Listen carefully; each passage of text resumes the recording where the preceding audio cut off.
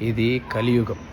ఈ కలియుగంలో మనం ఎవ్వరికి మంచి చెప్పకూడదు, ఎవ్వరికి సలహా ఇవ్వకూడదు. ఏం జరిగినా చూస్తూ ఉండాలి. ఎవ్వరికి మంచి చెడు అసలు చెప్పకూడదు. ఒకరికి మంచి చెడు చెప్పడానికి మనం ఎవరం? అందరికీ అన్నీ తెలుసు.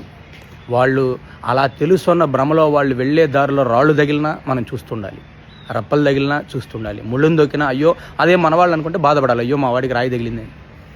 మన అనుకున్నా సరే, ఎంత బాండింగ్ ఉన్నా సరే, భార్యాభర్తల మధ్య అవ్వచ్చు, ఫ్రెండ్స్ అవ్వచ్చు, అన్నదమ్ములు అవ్వచ్చు, అమ్మా నాన్న అవ్వచ్చు, పిల్లల మధ్య అవ్వచ్చు, అందరికీ అన్నీ తెలుసు.